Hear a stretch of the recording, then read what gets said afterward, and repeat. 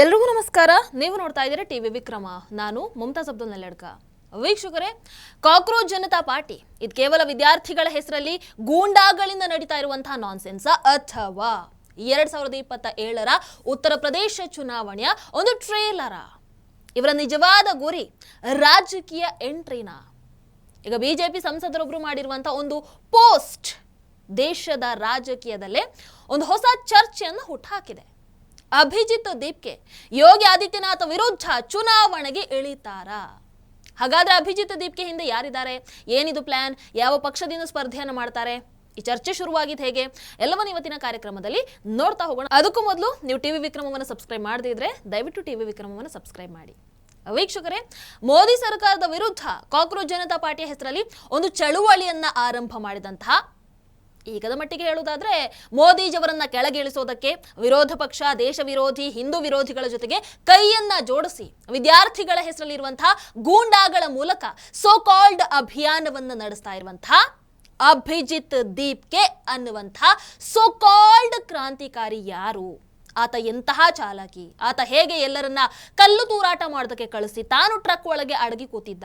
ಆತ ಹೇಗೆ ಸೋನಮ್ ವಾಂಗ್ಚುಕ್ ಅವರನ್ನ ಜಂತರ್ ಮಂತರಲ್ಲಿ ಉಪವಾಸ ಮಾಡೋದಕ್ಕೆ ಬಿಟ್ಟು ತಾನು ಬೇಕಾದ ಹಾಗೆ ಫ್ರೆಂಡ್ ಮನೆಗೆ 5 ಸ್ಟಾರ್ ಹೋಟೆಲ್ ಅಲ್ಲಿ ಚಿಲ್ ಮಾಡ್ತಾ ಇದ್ದ? ಈತ ಎಂತಹ ಕ್ರಾಂತಿಕಾರಿ? ಇವೆಲ್ಲವನ್ನ ನೀವು ನೋಡಿದ್ದೀರಿ, ನಿಮಗೆ ಗೊತ್ತು ಕೂಡ.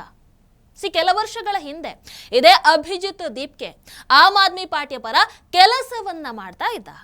ಅದಾದ ನಂತರ ಅಚಾನಕ್ಕಾಗಿ ಸೋಷಿಯಲ್ ಮೀಡಿಯಾದಲ್ಲಿ ಜನಜಿ ಕ್ರಾಂತಿ ಹೆಸರಲ್ಲಿ ಹುಡ್ಕೊಳ್ತಾನೆ, ವಿದೇಶದಿಂದ ಓಡೋಡಿ ಬರ್ತಾನೆ.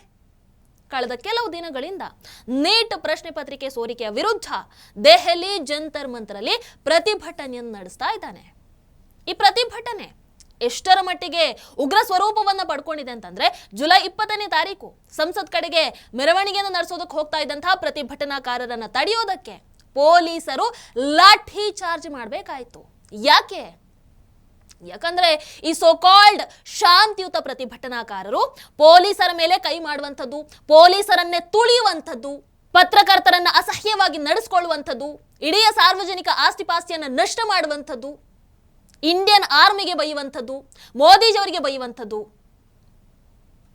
ತುಂಬಾ ಕೆಟ್ಟದಾಗಿ ನಡ್ಕೊಳ್ಳುವಂಥದ್ದು, ಇವೆಲ್ಲವನ್ನ ಮಾಡ್ತಾ ಇದ್ದಾರೆ. ಕಲ್ಲು ತೂರಾಟವನ್ನು ನಡೆಸ್ತಾ ಇದ್ದಾರೆ. ಈಗ ಎಲ್ಲ ಆಯ್ತು, ತಲ್ವಾರ್ ಸಮೇತ ಬಂದಿದೀಗ ಸಿಜೆಪಿ ಪ್ರತಿಭಟನೆಗೆ. ಇದೇ ಪ್ರತಿಭಟನೆಯಲ್ಲಿ ಭಾಗವಹಿಸಿರುವಂತ ಒಬ್ಬ ನಿಹಾಂಗ್ ಹೇಳ್ತಾನೆ, ನಾವು ದಾಳಿ ಮಾಡೋದಕ್ಕೆ ಆರಂಭವನ್ನ ಮಾಡಿದ್ರೆ ಎಲ್ಲರನ್ನ ಹೊಡೆದು ಹಾಕ್ತೀವಿ, ದೇಹದ ತುಂಬಾ ಗಾಯಗಳಾಗಬೇಕು, ಆ ರೀತಿ ನಾವು ಮಾಡ್ತೀವಿ. ಅದು ಪೊಲೀಸರೇ ಆಗಿರ್ಲಿ ಅಥವಾ ಬೇರೆ ಯಾರೇ ಆಗಿರ್ಲಿ, ನಾವು ಯಾರನ್ನ ಕೂಡ ಬಿಡಲ್ಲ ಅಂತ ಆತ ಎಚ್ಚರಿಕೆಯನ್ನು ಕೊಡ್ತಾನೆ. जाए ना महाराजा ने सानू सलोतर बख्शिया और एदा दा सलोतर बख्शांगे ना, एदा दा सलोतर फेरांगे, इन्हां दी बंड लाल हो जानी मार मार इन्हां दे। शान बेटी पे बात आएगी तो हम किसी को नहीं छोड़ेंगे, चाहे ये पुलिस वाले हो चाहे कुछ भी हो। ये जो जनता है ना, जनता अगर अपनी आई पे आए, पुलिस वाले तुम 36 बुला लो, तुम अपनी तोपे चलवा लो, तुम तब भी कुछ नहीं कर पाओगे जब तक जनता ही आओ लड़ने पे आ गई। तो पूरी जनता भी आ नहीं रही, जो आ जाएगी ना तो ये पुलिस वाले कुछ नहीं है, इनको तो सलोतर फेर तो हमने भगा देना। ಇದನ್ನೇ ಅಲ್ವಾ ಬಹಳಷ್ಟು ಮಂದಿ, ಅಯ್ಯೋ ವಿದ್ಯಾರ್ಥಿಗಳ ಬಗ್ಗೆ ನಿಂಗೇನ್ ಚಿಂತನೆ ಇಲ್ವಾ, ನಿಂಗೆ ಹೀಗಾಗಿದ್ರೆ ಗೊತ್ತಾಗ್ತಾ ಇತ್ತಪ್ಪ ಅಂತ ಎಮೋಷನಲ್ ಡಯಲಾಗ್ ಹೊಡಿವಂತವ್ರು ಇದಾ ನಿಮ್ಮ ವಿದ್ಯಾರ್ಥಿಗಳು? ಹೌದಾ? ಈ ನಿಹಾಂಗಗಳು ಏಕಾಏಕಿ ಇಲ್ಲಿಗೆ ಹೆಂಗ್ ಬಂದ್ರು? ಈ ಪ್ರತಿಭಟನೆಗೂ ಅವರಿಗೂ ಏನ್ರಿ ಸಂಬಂಧ? ಇದನ್ನ ಕೇಳುವಂತ ತಾಕತ್ತಿದೆಯಾ ನಿಮಗೆ? ನಿಜವಾದ ವಿದ್ಯಾರ್ಥಿಗಳು ಯಾರು ಗೊತ್ತಾ? ಇವ್ರುಗಳು ನೋಡಿ. ನೀಟ್ ಟಾಪರ್ ಹೇಳ್ತಾ ಇರುವಂತ ಮಾತನ್ನು ನೀವು ಕೇಳಬೇಕು. ಆ ವಿದ್ಯಾರ್ಥಿ ಹೇಳ್ತಾನೆ, ನಾನು ಯೋಚನೆ ಮಾಡಿದೆ, ನಾನು ಯಾಕೆ ಪ್ರತಿಭಟನೆಗೆ ಹೋಗ್ಬೇಕು? ಅದರ ಬದಲು ಮನೆಯಲ್ಲೇ ಕೂತ್ಕೊಂಡು ಓದಬಹುದು, ನನ್ನ ಸ್ಕಿಲ್ಸ್ ಅನ್ನು ಹೆಚ್ಚಿಸ್ಕೊಳ್ಬಹುದು, ನನ್ನ ಅಂಕವನ್ನ ಇನ್ನಷ್ಟು ಉತ್ತಮಗೊಳಿಸಬಹುದು. ಇದು ನೈಜ ವಿದ್ಯಾರ್ಥಿ. ಆ ಗೂಂಡಾಗಳಿಗೂ ಈ ವಿದ್ಯಾರ್ಥಿಗಳಿಗೂ ಇರುವಂತಹ ವ್ಯತ್ಯಾಸ ಇದು. ನಿಮಗೆ ಹಿಂಗೆಲ್ಲ ಮಾತಾಡೋದಕ್ಕೆ ನಾಚಿಕೆ ಆಗಲ್ವಾ ಅಂತ ಕೇಳೋ ಮೊದಲು ನಿಮಗೆ ಆ ಗೂಂಡಾಗಳನ್ನೆಲ್ಲ ವಿದ್ಯಾರ್ಥಿಗಳು ಅಂತ ಹೇಳ್ಕೊಂಡು ಭಾರತವನ್ನ ನೇಪಾಳ ಬಾಂಗ್ಲಾ ಮಾಡೋದಕ್ಕೆ ತುದಿಗಾಲಲ್ಲಿ ನಿಂತಿರುವಂತ ನಿಮಗಳಿಗೆ ಒಂಚೂರು ನಾಚಿಕೆ ಮಾನ ಮರ್ಯಾದೆ ಇಲ್ವಾ? ನಮಗೆ ಕೇಳೋ ಮೊದಲು ನಿಮಗಿಲ್ವಾ? ವೀಕ್ಷಕರೇ, ಈ ಹೋರಾಟವನ್ನ ಪ್ರಶ್ನೆ ಪತ್ರಿಕೆ ಸೋರಿಕೆ ವಿರುದ್ಧ ವಿದ್ಯಾರ್ಥಿಗಳ ಹೋರಾಟ ಅಂತ ಹೇಳಲಾಗ್ತಾ ಇತ್ತು. ಆದರೆ ದಿನ ಕಳೆದ ಹಾಗೆ ಮುಖವಾಡ ಕಳಿಸ್ತಾ ಇತ್ತು. ಈ ಪ್ರತಿಭಟನೆಯಲ್ಲಿ ಬೇರೆ ಬೇರೆ ರಾಜಕೀಯ ಪಕ್ಷಗಳ ನಾಯಕರು, ಸರ್ಕಾರದ ವಿರುದ್ಧದ ಧ್ವನಿಗಳು ಕಾಣಿಸ್ಕೊಳ್ಳೋದಕ್ಕೆ ಆರಂಭ ಆಯಿತು. ಇದೇ ಕಾರಣಕ್ಕೆ ಅಭಿಜಿತ್ ದೀಪ್ಗೆ ಅಂದ್ರೆ ಈತನ ನಿಜವಾದ ಉದ್ದೇಶ ಪ್ರಶ್ನೆ ಪತ್ರಿಕೆ ಸೋರಿಕೆಯ ವಿಚಾರ ಅಲ್ಲವೇ ಅಲ್ಲ. ಇದು ಮೋದಿಜವರನ್ನ ಇಳಿಸೋದಕ್ಕೆ ಒಂದು ವ್ಯವಸ್ಥಿತ ಸಂಚು ಅನ್ನುವಂಥದ್ದು ಬಹಳ ಸ್ಪಷ್ಟ ಆಯಿತು. ಈಗ ನೋಡಿದ್ರೆ ಮತ್ತೊಂದು ವಾದ ಕೇಳಿ ಬರ್ತಾ ಇದೆ. ಏನು? ಆತನ ಟಾರ್ಗೆಟ್ ಮುಂದಿನ ದಿನಗಳಲ್ಲಿ ರಾಜಕೀಯಕ್ಕೆ ಬರುವಂಥದ್ದು. ಈ ಚರ್ಚೆ ಕೂಡ ಈಗ ಜೋರಾಗಿ ನಡೀತಾ ಇದೆ. ಅದರಲ್ಲೂ ಉತ್ತರ ಪ್ರದೇಶದ 2027ರ ವಿಧಾನಸಭಾ ಚುನಾವಣೆಯಲ್ಲಿ ಅಭಿಜಿತ್ ದೀಪ್ಗೆ ಕಣಕ್ಕೆ ಇಳಿಬಹುದು ಅನ್ನುವಂಥ ಮಾತು ಈಗ ಭಾರಿ ವೈರಲ್ ಆಗ್ತಾ ಇದೆ. ಈ ಹೇಳಿಕೆಯನ್ನು ನೀಡಿರುವಂಥದ್ದು ಬಿಜೆಪಿ ಸಂಸದ ನಿಶಿಕಾಂತ್ ದುಬೆ. ಅವರು ಸೋಷಿಯಲ್ ಮೀಡಿಯಾದಲ್ಲಿ ಒಂದು ಪೋಸ್ಟ್ ಅನ್ನು ಮಾಡ್ತಾರೆ. ಅದರಲ್ಲಿ ಬರ್ಕೊಳ್ತಾರೆ, ವಿಲ್ ಅಭಿಜಿತ್ ದೀಪ್ಗೆ who climbed the political ladder with the support of Aam Aadmi Party contest the Uttar Pradesh Assembly elections on behalf of Bhim Army Chief, that is the Bhim Army. ಅಂದ್ರೆ ಆಮ್ ಆದ್ಮಿ ಪಾರ್ಟಿಯ ಬೆಂಬಲದಿಂದ ರಾಜಕೀಯ ಪಯಣವನ್ನ ಆರಂಭ ಮಾಡಿದಂತಹ ಅಭಿಜಿತ್ ದೀಪ್ಗೆ, ಆ ಲ್ಯಾಡರ್ ಅನ್ನ ಹತ್ತಿದಂತಹ ಅಭಿಜಿತ್ ದೀಪ್ಗೆ ಉತ್ತರ ಪ್ರದೇಶ ವಿಧಾನಸಭಾ ಚುನಾವಣೆಯಲ್ಲಿ ಭೀಮ್ ಆರ್ಮಿ ಪರವಾಗಿ ಸ್ಪರ್ಧಿಸ್ತಾರಾ, ಈ ರೀತಿ ಬರ್ಕೊಂಡಿದ್ದಾರೆ. ವೀಕ್ಷಕರು, ನಿಮ್ಗೆಲ್ರಿಗೂ ಗೊತ್ತು, ಉತ್ತರ ಪ್ರದೇಶದಲ್ಲಿ 2027ರಲ್ಲಿ ವಿಧಾನಸಭಾ ಚುನಾವಣೆ ನಡೆಯೋದಿದೆ. ಅದರ ಮಧ್ಯ ಈ ಚುನಾವಣಾ ಸಮೀಪದಲ್ಲಿ ಇಷ್ಟೆಲ್ಲ ಆಗ್ತಾ ಇರುವಂತಹ ಸಂದರ್ಭದಲ್ಲಿ ನಿಶಿಕಾಂತ್ ದುಬೆ ಅವರ ಈ ಒಂದು ಹೇಳಿಕೆ ರಾಜಕೀಯ ವಲಯದಲ್ಲಿ ಒಂದು ದೊಡ್ಡ ಚರ್ಚೆಗಂತೂ ಕಾರಣ ಆಗಿಬಿಟ್ಟಿದೆ. ಈ ಹೇಳಿಕೆಯಲ್ಲಿ ಎಷ್ಟು ಸತ್ಯ ಇದೆ, ಎಷ್ಟು ನಿಜ, ನಿಶಿಕಾಂತ್ ದುಬೆ ಅವರು ಅದಕ್ಕೆ ಕ್ಲಾರಿಟಿಯನ್ನು ಕೊಡಬೇಕು. ಅಥವಾ ಅದನ್ನ ಅಫ್ಕೋರ್ಸ್ ಕಾಲನೇ ಉತ್ತರ ಕೊಡಬೇಕಾಗತ್ತೆ. ಅದಕ್ಕೆ ಆ ಸಮಯಕ್ಕೆ ನಾವು ಕಾಯಬೇಕಾಗತ್ತೆ. ಬಟ್ ಅಭಿಜಿತ್ ದೀಪ್ಗೆ ಈ ಹಿಂದೆ ರಾಜಕೀಯ ಸಂಬಂಧವನ್ನು ಹೊಂದಿದ್ದಂಥದ್ದು, ಆಮ್ ಆದ್ಮಿ ಜೊತೆಗೆ ಕೆಲಸವನ್ನ ಮಾಡಿದ್ದು, ಇವೆಲ್ಲವೂ ಸತ್ಯನೇ. ಅದು ನಿಮಗೂ ಗೊತ್ತು. ಇದರ ಬಗ್ಗೆ ಒಂದು ವಿಸ್ತೃತ ಕಾರ್ಯಕ್ರಮವನ್ನು ನಾನು ಈ ಹಿಂದೆ ಮಾಡಿದ್ದೆ. 2020ರಿಂದ 2023ರವರೆಗೆ ಅಭಿಜಿತ್ ದೀಪ್ಗೆ ಆಮ್ ಆದ್ಮಿ ಪಾರ್ಟಿಯ ಡಿಜಿಟಲ್ ಟೀಮ್ ಅಲ್ಲಿ ಕಮ್ಯುನಿಕೇಶನ್ ಕನ್ಸಲ್ಟ್ ಸಲಹೆಗಾರನಾಗಿ ಕೆಲಸವನ್ನ ಮಾಡ್ತಾ ಇದ್ದ. 2020ರ ದೆಹಲಿ ವಿಧಾನಸಭಾ ಚುನಾವಣೆಯಲ್ಲಿ ಪಕ್ಷದ ಪರವಾಗಿ ಡಿಜಿಟಲ್ ಪ್ರಚಾರದಲ್ಲೂ ಕೂಡ ಈ ಆಮ್ ಆದ್ಮಿ ಪಾರ್ಟಿಯ ಪರವಾಗಿ ಈ ಅಭಿಜಿತ್ ದೀಪ್ಗೆ ಬಹಳ ದೊಡ್ಡ ಪಾತ್ರವನ್ನ ವಹಿಸಿದ್ದ. ಸೊ ಒಂದು ಕಾಲದಲ್ಲಿ ಆಮ್ ಆದ್ಮಿ ಪಾರ್ಟಿಗೆ ಕೆಲಸವನ್ನ ಮಾಡಿದಂತಹ ಅಭಿಜಿತ್ ದೀಪ್ಗೆ ಈಗ ಮತ್ತೆ ಕಾಕ್ರೋಚ್ ಜನತಾ ಪಾರ್ಟಿ ಅನ್ನುವಂತಹ ಹೆಸರಲ್ಲಿ ಮೋದಿ ಸರ್ಕಾರದ ವಿರುದ್ಧ ಹೋರಾಟವನ್ನ ನಡೆಸ್ತಾ ಇದ್ದಾನೆ ಅಂತಂದ್ರೆ ಇದರ ಹಿಂದೆ ಯಾರಿದ್ದಾರೆ ಯಾರಿಗಾದ್ರೂ ಅರ್ಥ ಆಗೇ ಆಗತ್ತಲ್ವಾ?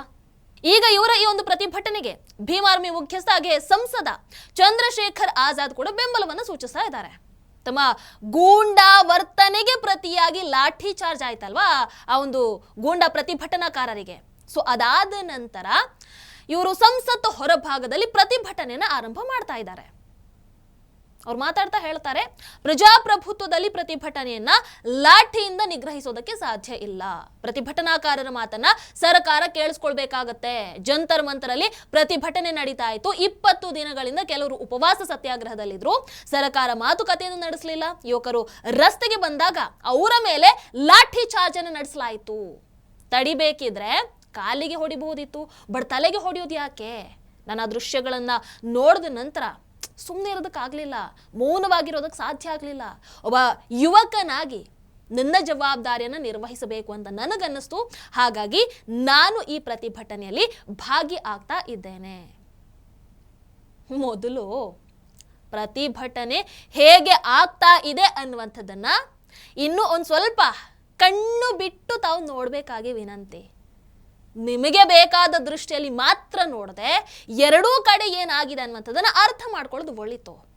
ಯಾವ ಇಂಟೆನ್ಷನ್ ಇಟ್ಕೊಂಡು ಸ್ಟಾರ್ಟ್ ಮಾಡಿದ್ರು, ಇವತ್ತು ಆ ಇಂಟೆನ್ಷನ್ ಎಲ್ಲಿವರೆಗೆ ಹೋಗಿ ನಿಂತಿದೆ, ಯಾರ್ಯಾರ ರಾಜೀನಾಮೆಗಳನ್ನ ಕೇಳ್ತಾ ಇದ್ದಾರೆ, ಯಾವ್ಯಾವ ಪೊಲಿಟಿಕಲ್ ಪಾರ್ಟೀಸ್ ಬಂದು ನಿಂತಿದ್ದಾವೆ, ಇವೆಲ್ಲವನ್ನ ತಾವುಗಳು ಕೂಡ ಅರ್ಥ ಮಾಡ್ಕೊಳ್ಳೋದು ಒಳಿತು. ವೀಕ್ಷಕರ, ಒಟ್ಟಿನಲ್ಲಿ ಹೇಳೋದಾದ್ರೆ ಅಭಿಜಿತ್ ದೀಪ್ಗೆಯ ಹೋರಾಟ ಈಗ ವಿದ್ಯಾರ್ಥಿಗಳ ಪ್ರಶ್ನೆಗಳನ್ನೆಲ್ಲವನ್ನ ಮೀರಿ ಈಗ ರಾಜಕೀಯ ವೇದಿಕೆ ಆಗಿಬಿಟ್ಟಿದೆ, ಗೂಂಡಾಗಳ ಟೀಮ್ ಆಗಿಬಿಟ್ಟಿದೆ, ರಾಜಕೀಯ ಚರ್ಚೆಯ ಕೇಂದ್ರ ಬಿಂದುವಾಗಿ ಬದಲಾಗ್ತಾ ಇದೆ. ಉತ್ತರ ಪ್ರದೇಶ ಚುನಾವಣೆ, ಭೀಮ್ ಆರ್ಮಿ, ಆಮ್ ಆದ್ಮಿ ಪಾರ್ಟಿಯ ಹಳೆಯ ಕನೆಕ್ಷನ್, ಅಸಂಪರ್ಕ ಇವೆಲ್ಲವೂ ಸೇರಿ ಈ ವಿಚಾರಕ್ಕೆ ಇನ್ನಷ್ಟು ಪುಷ್ಟಿ ಅಂತೂ ಸಿಗ್ತಾ ಇದೆ. ಯಾಕೆ ಬಂದಿದ್ದಾರೆ, ಇದರ ಹಿಂದೆ ಯಾರಿದ್ದಾರೆ, ದಿನಕ್ಕೆ ಲೋಡ್ ಗಟ್ಟಲಲ್ಲಿ ಫುಡ್ ಬರ್ತಾ ಇದೆ, ಯಾರು ಕಳಿಸ್ಕೊಡ್ತಾ ಇದ್ದಾರೆ? ನಮಗೆ ಯಾರು ಫಂಡ್ ಮಾಡಲ್ಲ, ನಮಗೆ ಫಂಡಿಂಗ್ ಇಲ್ಲ ಅಂತ ಹೇಳ್ತಾ ಇದ್ರು. ಆ ಫುಡ್ ಎಲ್ಲಿಂದ ಬರ್ತಾ ಇದೆ, ಯಾರಿದ್ದಾರೆ ಇದರ ಹಿಂದೆ? ಎಲ್ಲವೂ ಇನ್ನೂ ಹೊರಗೆ ಬರೋದಿದೆ.